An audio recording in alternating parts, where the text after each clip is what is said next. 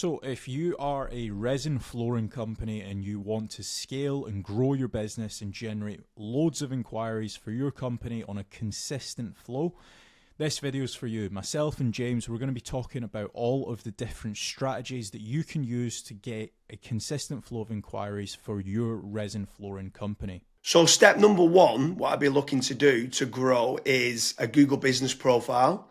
If you already have one, I'd be making certain that I would be reaching out to all my existing clients to try to get me as many 5-star reviews as possible. It's a great way, a Google business profile, to generate more leads. There's obviously getting citations and doing Google business profile posts and uploading photos on there. So that's definitely step one that I would be doing to try to generate more local leads. So step number two, this is kind of to bolster on to your actual Google business profile, is I would be creating dedicated service pages for each of your individual services as SEO optimized pages on your website. Now, the good thing is when you start doing that, it's also going to help, first of all, rank your actual SEO optimized page, but there's also a more likeliness chance of your Google business profile ranking and showing up for those keywords as well. So you're indirectly going to get more phone calls as well.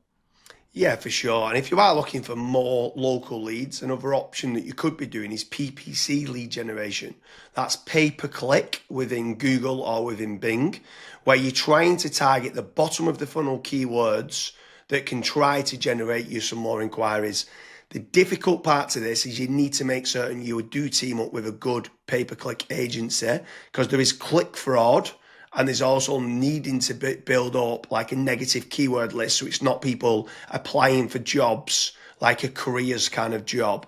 So PPC can work well, but it can, in the wrong hands, you can waste a lot of money, but it's another way of generating local leads. Yeah. And then after that, you've also got like meta ads as well. So like Facebook, Instagram, where the next time when somebody goes on to Facebook, they might be scrolling, they might see your ad. Now, there's a few different ways that you can set up Facebook ads. You've obviously got option A, which is like lead forms, which is like really easy to do. They don't even leave the Facebook platform, like they never click onto your actual website. Now, the issue with lead forms is that the quality might not be great, but you can obviously add more questions in to try and up that quality of the actual lead. Then you've also got conversion ads as well, where that actually gets sent through to your website, and then they fill out the contact form to you or on your website as well. So you've got a couple different options there that you can do. Yeah, for sure. And then another way to grow more local leads could be organic social media. So posting regularly on Facebook, on Twitter, on YouTube, on Pinterest, on Instagram. There's lots of different platforms out there that you can be trying to get there. Reddit's quite big nowadays. In Quora, it's quite big. If people have got questions and you can answer it. So organic social media is another great way to be generating more local leads for your business. With organic social media, I would say that it's more of like a volumes game. So you want to try and make certain that you're constantly uploading, whether it's, for example, a daily schedule or a weekly schedule. You might say, okay, I want to try and upload 5 videos a week, and you should just try and stick to that, especially when it comes to like algorithms like YouTube and Twitter and stuff.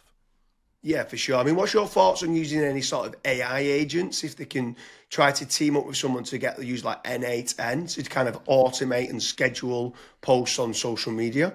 Like, what's your thoughts on that, of using trying to leverage artificial intelligence? It's all the rage nowadays for trying to generate more leads. Would you try to team up with like an AI consultant to set that up? Yeah, so I mean, you can definitely go down that route where you're setting up AI agents to potentially crop up some videos and auto-publish to YouTube, Facebook, Twitter and stuff.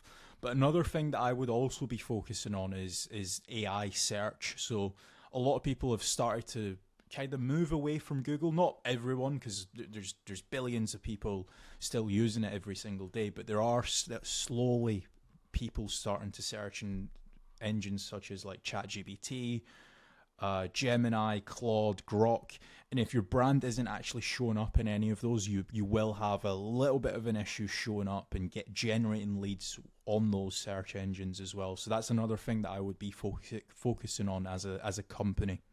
Yeah, and also if you're looking for more business leads in the local area, something else that I would definitely be looking to do is team up with some of the tradespeople websites. So you've got certain ones like Checker Trade, you've got Bark, you've got Builder, you've got Trust the Trader, you've got Rated People. All these different platforms can generate you more local leads. What I would say is making certain you're tracking your KPIs to see what return on investment that you're getting. You should be tracking not only the cost per lead, but the cost per acquisition and how much is that getting you on a return on investment. But tradespeople websites like those platforms can work very well. I would say make certain you check out the links in the description because we do quite a lot of different videos in comparing Checker Trade with FatRank or Bark with FatRank, Rated People with FatRank, Builder with FatRank. So now, obviously, I've mentioned there FatRank a few times, Kasra. Like, what's your thoughts on lead generation companies as opposed to tradespeople companies? Yeah, so with lead generation companies, I would almost say that every single lead generation company, you want to try and do your due diligence. So make certain that if you are in a specific niche, that lead generation company has actually generated leads in that industry before. I would also maybe even have like a strategy call with them and say like, okay, this is my budget, this is how many leads I ideally want, etc. To make certain that if your actual KPIs do align with that lead generation company, you also want to make certain that what type of leads are they? Are they exclusive leads? Are the leads only going through to yourself? Or are they, for example, shared leads, which that's what a lot of other lead generation tools and lead generation companies do. Like, for example, Bark and Checker Trade and stuff. Whenever myself and James have spoke to company owners that have used those services, that's one of their biggest pain points where they say, yeah, it's a shared lead and it's kind of a rat race down to the bottom of who's the cheapest, basically. So that's a couple things that I would be asking lead generation companies before partnering up with them. Yeah, for sure. I mean, if anyone is interested in generating more local leads, I strongly recommend heading over to fatrank.com, where we have a commission-based lead generation service. That means you only pay a finder's fee on converted jobs. You have nothing to pay on the pay per lead. You have nothing to pay until you get paid, until you convert that job on a pay per sale basis and you've completed the job and been paid. That's when you only have to pay fatrank.com. So head on over to fatrank.com to see whether you qualify. But I want to kind of expand a little bit further, right? So what is your thoughts on inbound lead generation versus outbound lead generation? So I always prefer inbound. The conversion rate of not just getting the lead, but the lead actually converting into a paying customer, into money coming into your business bank account is a lot higher. The last stat that I saw for that was something like 16.1% end up converting into a paying customer as opposed to 1.4% when it's a outbound lead. Yeah, that's pretty crazy. That's like a 12, but yeah, it's 12 times more conversion. Yeah, Like, it's exactly. crazy how much more conversion that is. You need to do a lot of volume for kind of outbound, whether it's cold calling or cold email or like LinkedIn Sales Navigator and stuff like that. And sometimes you just need a lot more staff to do it as well. And people sometimes don't. They're looking at the cost going, I want to generate free leads.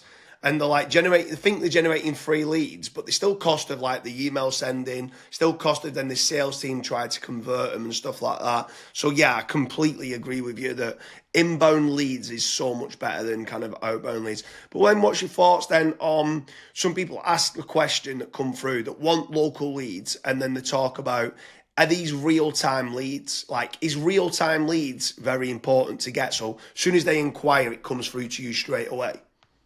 Yeah, it's very important. I think the last stat that obviously we this was internally that we saw was if you are able to get a real time lead, it converts 60% higher than was it 60 or 65%? 60, I think I think like 63% higher.